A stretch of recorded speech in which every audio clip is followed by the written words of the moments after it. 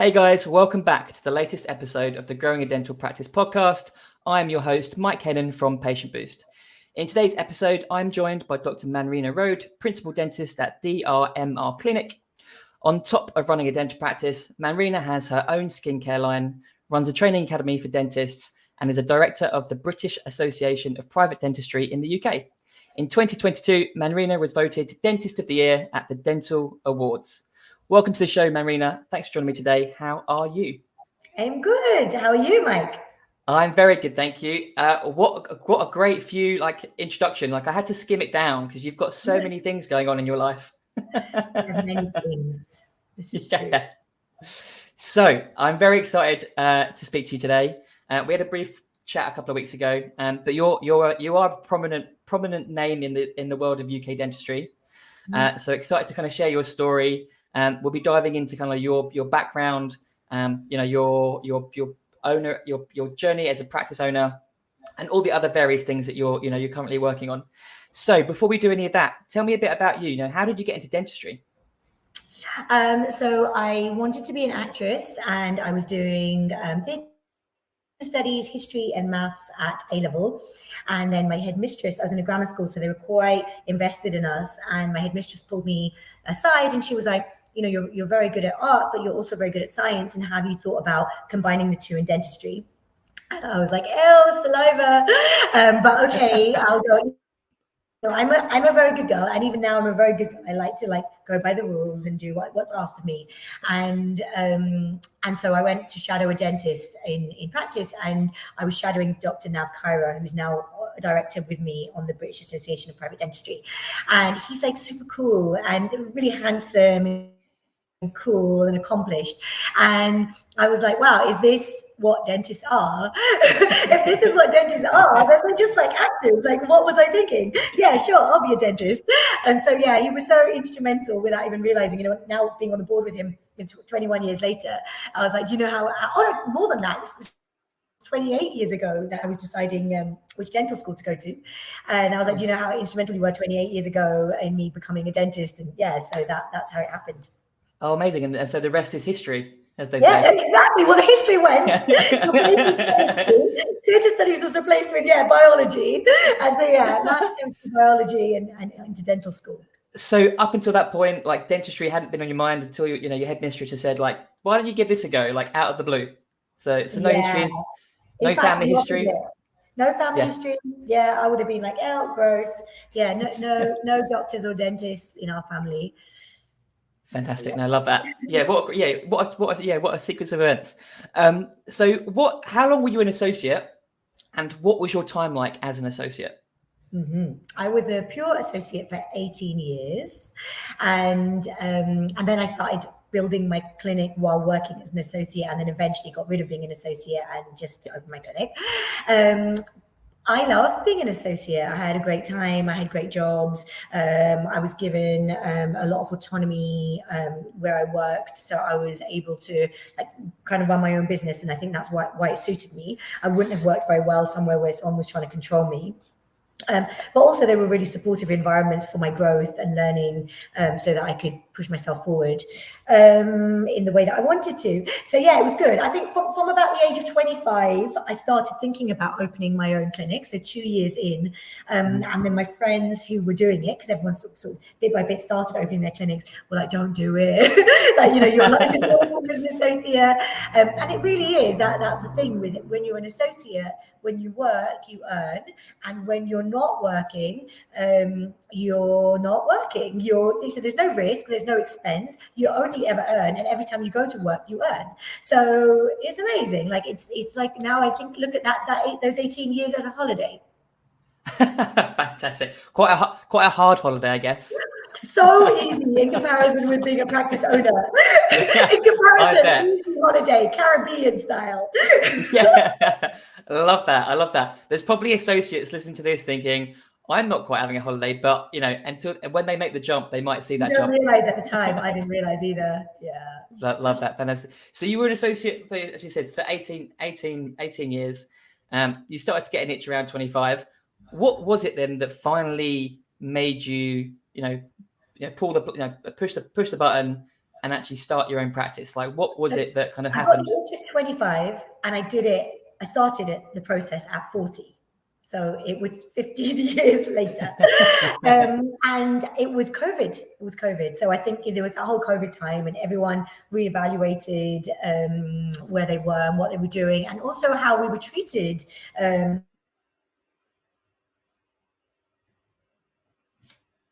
Career, then it sat well with me. And then during that time where I wasn't necessarily treated, wasn't paid, because they said they had the money from my patients. The clinic refused to pay us because we don't have the money. And I was like, what do you mean? You can't just stop take away my income, which I've earned. And so then I started feeling a bit nervous, like, well, actually, what am I doing this for then? I'm only going to do this as long as because it's such a luxury to have a dentist that's been graduated 18 years with the sort of experience that I have working for you as an associate. And the jobs that I would go into, the principals would say, you can have 3 associates or you can have Manrina. And the sort of level of the big cases that I do generates such a lovely income for the business that it kind of, I felt like, there needed to be some respect associated with that. And so that's why then in COVID I was like, you know what, if it's not going to be like that, then maybe it is time to finally start pushing. And that's all I needed, was that little push. No hard feelings, because then that just made me think, right, let's look into this. How is it going to work? I knew I wasn't buying an existing clinic. I knew I was building a squat, because my vision was big and no one else had created what I wanted to create, that I could buy it and come anywhere near to. You'd have to revamp the whole thing.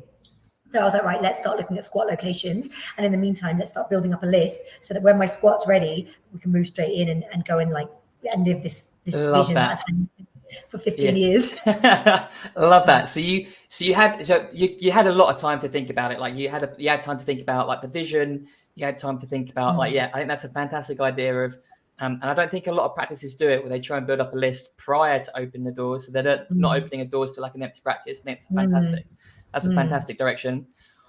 Tell us about the vision. Like you just said, like no one has anything like this, so you couldn't buy it. So tell me about that. Give me all the detail. Yeah. So I wanted my physical surroundings to represent the level of dentistry that we provide and the level of service that we provide. So I want, my surgery is here behind me.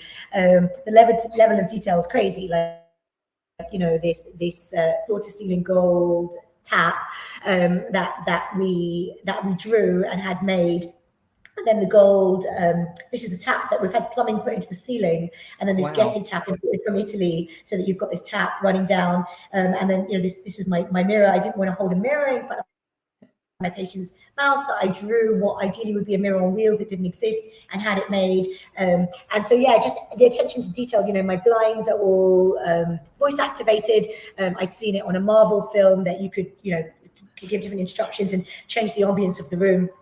And so I created that. So it was creating a dental clinic that didn't look like a dental clinic. It looks like a boutique hotel or a private members club. And it's somewhere that you really enjoy being, that you're like, I like going to nice looking places. I feel very good when I'm there. And I wanted people to feel the same way about my clinic when they come here. And I wanted to feel that way. I wanted to feel super proud of every inch of my clinic. And so that's what I really needed my attention to create. Oh, I love that. Honestly, I think I have seen you post about your mirror on the bespoke trolley, but I didn't realize that you had that looks like a full-on sculpted sink, and I didn't realize that I had never seen a tap come from the ceiling. There's so many things in this one room. Like I've got a mirror built into the wall that pushes out. So it's a hidden mirror. We've got hidden doors all over the clinic that patients love. They love the hidden doors. They didn't even know there was a room there, but you push the wall and there's another room. So it's kind of cool. Have you done a dental cribs yet? Yeah, it's on dentistry.co.uk. Oh, perfect. I wondered if you had. Right, I'll make sure that there is a link to that in the show notes, that if anyone listening or watching, have a look around. Have a look around. Fantastic. I honestly love that. But you're right. Like you spend a lot of time in your own practice. So you want to feel comfortable. You want to feel, you want to feel good about the environment. And I love that. It represents my brand. I never felt that where I'd worked before. Maybe Lund Osler initially was like a vision of like, the sort of thing that it felt like my brand. But then since then, I've never really worked anywhere that I felt fully represented me. Whereas this is me. Like this is, this could be my house. Love that. That's fantastic. Just actually, quick question: what color is your chair? So I wanted a Stern Weber chair. I knew that. I'd seen them on Instagram. Dr. Deval in Dubai has it, and it kind of spins around the room. And it comes in a standard grey, but I hated this grey, but I hated this grey colour because it didn't match the rest of the room. So it's the only one in the world that's wrapped, and it's wrapped in a pale gold, but it's the only one in the world that is. Honestly, I love that. Like you say, the level of detail you've gone to is phenomenal. I love that. So tell me about, you've made that transition from associate to practice owner. What has been your biggest challenge to date? Like, what's been the thing that's kind of kept you up at night or has worried you? What's that challenge that's been thrown in your way? Recruitment. Yeah, without a doubt, recruitment and I won't say retention, because once you find good people, you can keep them, but maybe recruitment and retention, but it's more like recruitment and then knowing what people are like. And then when they go through their probation period, then realizing they're not who you thought they were. And then just being like, oh, we need to go back to the drawing board. And because everything's brand new, so everyone is brand new. So it's really about handpicking that team and trying to find those perfect team members that will then stay with me.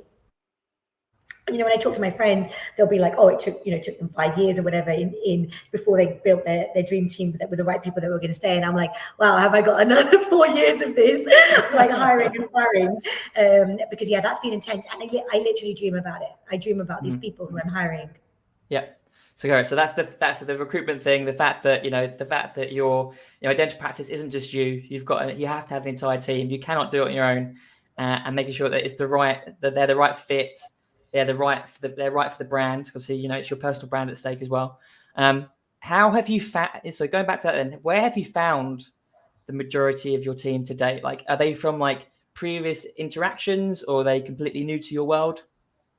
Yeah, I think all my favorites, is it fair to say that? I think all my favorites are from either personal interactions or from personal recommendations from other dental friends who have had personal interactions with these people.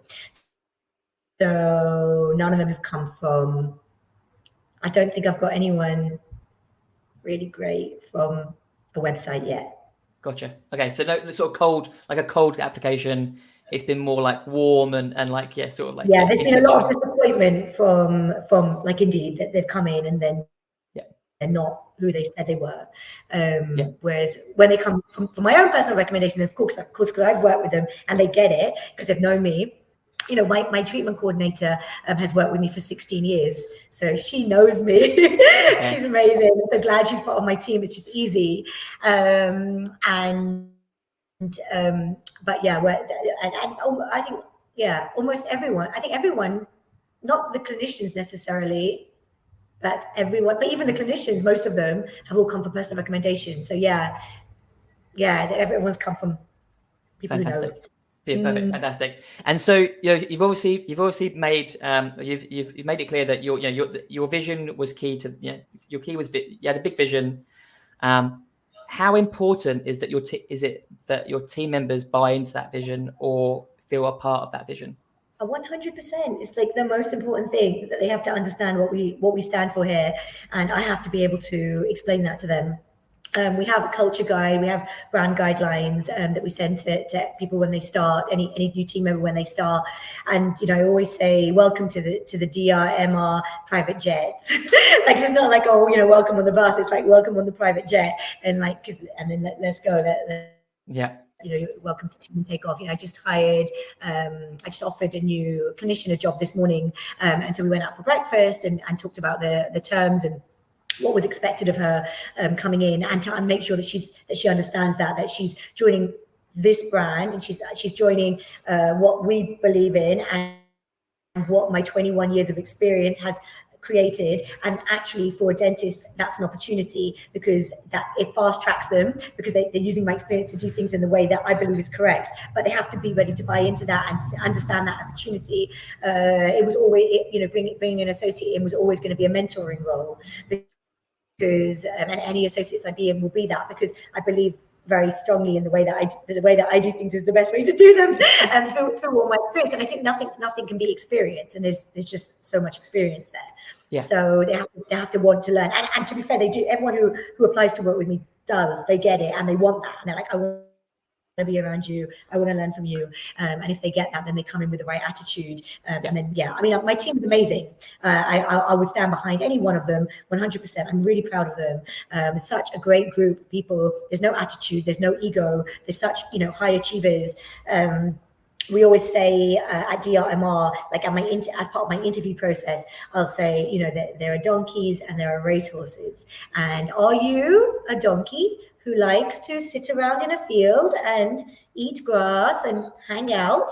Or are you a racehorse who likes to have a shiny coat and run fast and win awards and stand out? And if you're a racehorse, then you come and you join the DRMR team, and I will help you to excel. And if you're a donkey, then then maybe this isn't the right environment for you, because you won't enjoy it. Yeah, honestly, I don't think I've ever heard that analogy. It's fantastic. I learned it from Chris Barrow. It's a good one. Yeah. Yeah, it's very good. Yeah, very good. So we've talked about, it's very clear that branding and personal brand is important to you. Why is that? And how did you build your personal brand in the early days? Like, how did you go about that? So my personal brand is me and my personality and what I represent. And, that just naturally started coming out when I started becoming a personality within dentistry. And I became a personality within dentistry because I came straight from graduating into this job at Lundosler, which I believe was the best clinic. It was definitely the most expensive clinic at the time in the UK. And it was so beautiful with this heated water beds and foot massages and these things that were really unheard of 21 years ago in the UK. And so it was a thing, because it was like, how did this young dentist at 23 go straight into working at Lundosler, which everyone's heard of and is this amazing clinic, and is she going to fail? And how did she get the job? And there was all these like comments like, did you sleep with the principal? Like, people wanted to they didn't want to believe that someone young could come in and do a job like that. But the point is that, I mean, I didn't sleep with the principal, and I never would, but even if you slept with the principal to get a job like that, you couldn't keep a job like that. The sort of demanding patients that came in and the level of service that we had to provide, you had to work your ass off to do your very best every day. There was no room for error. And if there was any error at any stage, I would have been let go. So I came in, and so you need to be able to handle that level of stress, and from that very early stage come in and start working at that level. So I think I became quite well known then, because of that, because it's like, who is this person? Why did she work at Lundosler?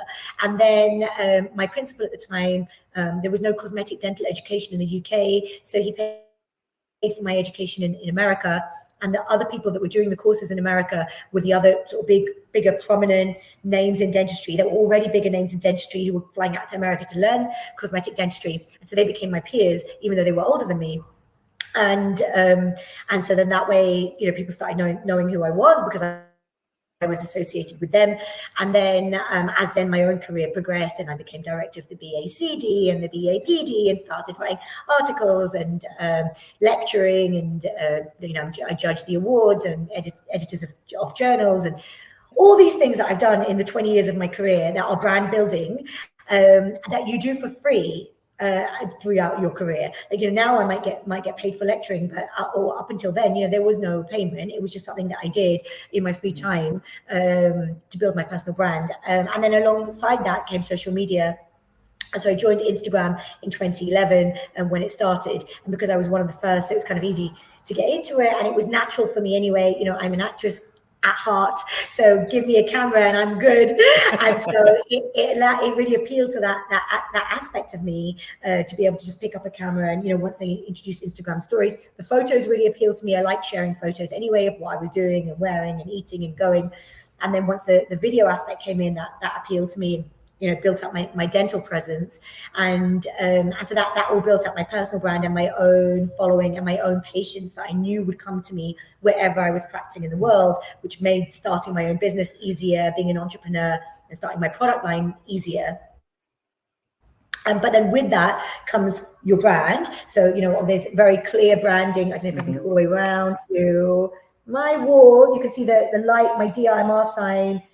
Even the wall has the logo carved into the inside with a light behind it, laser etched in. And our reception desk is just all the logo laser etched. So the branding is very strong throughout the clinic. We only sell products at the clinic that are our own products that we've created, and now the journey is creating the clinic brand, so that people aren't looking for Dr. Manrina Rhode, they're trusting DRMR, whatever it is that I decided to include within that. So we say that DRMR is a lifestyle, and so now it's like building out the lifestyle and that brand, and that has very clear brand guidelines that we've had created by a branding company that created the logo and sat with me and created the guidelines so that everyone knows what's going on. Honestly, what a trip like that! What a fantastic run through of where it all started. So it really sounds like you're at the cutting edge of cosmetic dentistry in the UK, and also one of the first dental influencers on social media. That's fantastic. Love that, fantastic. And then so we're just going to recap on the things that you're currently working on, because I just don't know how you find the time. So you've obviously got your clinic. You've got your skincare range. Actually, how did that come about? How did you get into skincare, and what kind of inspired you to launch a skincare range? Yeah, so I do full face assessments. So I've been doing cosmetic dentistry for 20 years, and so part of that is understanding the whole face, and then that involved also in training in Botox and fillers and skincare. So I could really understand the treatments that I could offer and the treatments that I would need to refer out. And I have a team of plastic surgeons and trichologists and hair transplant people, and for whatever other treatments. Because if someone comes to you for a smile makeover and the problem is not really their teeth, there's other things going on, then they're going to have unrealistic expectations of the results that you can achieve. And then when you spend all this money and time creating that perfect smile, and then they're still not happy. So it's part of their journey with me. We do a full face assessment. We talk about everything that's going on, and then they can understand if there's other treatments they may want to do as well. So I started working with Abaji many years ago and became one of their clinical ambassadors. So my patients, because if they've got acne or they've got pigmentation, and then you're creating this beautiful smile, it's like, okay, well, let's work on that at the same time with the quality of your skin. So I was doing a lot of work with Abaji, and I met a dermatologist who'd come from abroad to do one of Bob Kanna's courses, and I met her on the course, and we became friends. And she said to me, following me on social media and seeing what I'm doing, she's like, you're making a lot of money for Abaji. Why don't you create your own skincare line? I'm sure there's things that you want to change about the Abaji products. And I was like, yeah, sure, great. But I don't know how to do that. I'm a clinician. I wasn't even a business owner at that stage. I was an associate, and she was like, well, I've got my own skincare line. I'll mentor you. And that's the thing, isn't it? Meeting these mentors in life that will hold your hand and help you and support you in that journey. And so she did, and she told me how to do it. And then I created my own skincare line. So to create the skincare line, I had to create the brand, and that's how the branding came about, and with the products, and then the brand pulled through. Then after the skincare came the courses, and then after the courses came the clinic. Fantastic, brilliant. I honestly love that. It's just so fascinating to hear when a dentist has gone beyond just that. I wanted to own a practice, all the other areas, and you're obviously clearly very entrepreneurial, obviously very driven, which is fantastic. That now, and just correct me if I'm wrong, is that why the name of your clinic is sort of DRMR Clinic and not anything to do with dental? Because it's the whole face and the whole appearance. It's not just teeth. Yeah. It's whole body, yeah. We do DNA testing. we have a dietitian, we have a body coach, we have a gym. So it's a 360 approach to aesthetics and wellness, because people come to me for cosmetic dentistry to look better. If there's other things going on, then they're not gonna look or feel their best. So we want to cover everything. And also I've always found in my journey that they'll go through this sort of face transformation with me, and then they'll be like, what's next? And then I've got this whole sort of team that I refer out to for different treatments, and under the DRMR umbrella, I want to bring as much of it in-house as possible. So we have this world expert team that can provide the services needed to allow people to be their best selves. Honestly blown away. I love the whole concept, and I think you're right. The vision, I can't picture or think of any other place where that exists. That's awesome. Mm-hmm. You've already achieved a lot, through DRMR. What's next? What's the end goal, if there is an end goal, or what's the next step in the journey? Yeah, so we have more products being added to our repertoire, and I've got 4 new products that I want to launch over the next month or so. And we've got an online course that we've created so that we can have, our dentists already fly in from all over the world to come and learn from me. I'm teaching my course tomorrow. We've got delegates from Italy, from Norway, from Wales, and also England. And so, and they have come. We had someone in the last course that came from Thailand, which was awesome. So I really want to make my teaching accessible to dentists all over the world, to bring about more ethical cosmetic dentistry. Let's stop cutting teeth down to crowns unnecessarily. Let's do nice minimal preparation veneers. That's what the course is about. It's about smile makers with porcelain veneers. I've done over 14,000 veneers. So using all that experience so that you don't need to make the mistakes that I've made, and I can show you how to do things and get predictable results. So those 2 parts of the business are growing, and then other clinics, and they won't necessarily be dental clinics, but I definitely want to open the next branch within the next year, and it may be a gym with a cafe, or it could be facial aesthetics, or bringing more of the machines in that we use, and also dentistry as we expand. But as the brand gets better known, and it's not so much about me, and it's about trusting the brand, then we can expand further throughout the UK. Fantastic, love that. Have you considered a wellness hotel or a wellness retreat? Yeah, so rather than a wellness retreat, I'd love to build my next vision for I had for this clinic. I think the other clinics will be copies of this one, but I have a vision for a clinic, a really beautiful clinic in an idyllic location where you can go and have these treatments done, which is very similar to what you've just said. Something waterside, helipad, fly in, come stay, have what you want to have done and leave. So it's the next level of providing, the epitome of service and aesthetics and wellness, when you just want to be in a beautiful surrounding with the very best clinicians to get the results that you want. Fantastic. Love that. Brilliant. And so this podcast, I think I mentioned before, is kind of more geared towards people that are new and aspiring, and they've either got the keys to a practice and they're kind of wondering what to do next, or they've just graduated from dental school and they're like, right, eventually my goal is to own a practice. Based on the fact that you've been there, done that, it still feels like you're still sort of early, or early to your journey as a practice owner. But based on your knowledge and experience so far, what would you say to anyone thinking about buying or starting a dental practice? What do you wish you'd known before you started? Yeah, I think I underestimated what was involved in it. I think I knew too many people that own clinics, and I was like, if they can do it, then I can do it. And I didn't realize the volume of work that goes in to this. Even my partner still doesn't get it. He lives with me, and he's just like, why is there so much going on behind just running this clinic? But there's so much to it. So yeah, don't underestimate the volume of what you're about to undertake if you want to do it well. Don't really start thinking from as early on as possible about great people that you meet in your life that would be good members of your team, and keep them in your mind so that you can contact them when you're ready for them. So you've got that team ready. I did that when I started, and that really helped me. Set me off with my initial team with a great team of people that I knew already. And yeah, I don't. If you're up for it and you're up for the challenge, you won't regret it. I think the people that don't make it are the ones that underestimate what's involved in it, or aren't prepared to put the work in, because it's no small feat. But if you're ready to do it, and you just work through, and it's a learning journey as you go through. We're never taught these things that are required to own a clinic.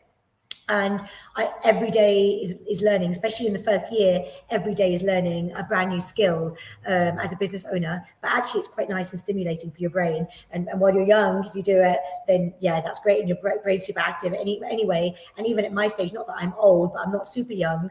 It's still quite nice to be using my brain in a different way, rather than just as a clinician, as I have been for so many years. Fantastic advice. Like some 3 really good points. Love that. I'll make sure that's included in the show notes. And then finally, before we wrap up, how can listeners learn more about you? How can they get in touch if they want to, maybe look at your, products or maybe one of the courses? So I'm really active on my Instagram. We have a whole range of Instagram pages, but the main one is my personal one, which is my name. It's at Dr. That might be backwards, but it's at Dr. Manrina Rhode, DR Manrina Rhode. And I manage the page myself. So yeah, feel free to have a look at that. Message me if I can help you in any way. And then from there, you can link in the bio to our website, which is DRMR London. .co.uk, and have a look through there and have a look at what we're doing. I'm a really big advocate of pushing dentists forward. I don't want to say young dentists, I want to say all dentists. There are dentists freshly graduated that come to learn from me, and there are dentists in their 60s that will come to learn from me. And we've all got something to learn and to teach each other, and we're not each other's competition. So I'm there to support and help in any way I can. Fantastic. No, brilliant. Manrina, this has been fantastic. Thank you so much for your time today. Thank you for sharing your story and your knowledge. I know that people listening to this will get a lot of value out of it. Hopefully it will push them to try and achieve, push their vision higher and further. I think you have set the bar for big visions. And yeah, just again, thank you so much. Yeah, my pleasure. Brilliant. Thanks.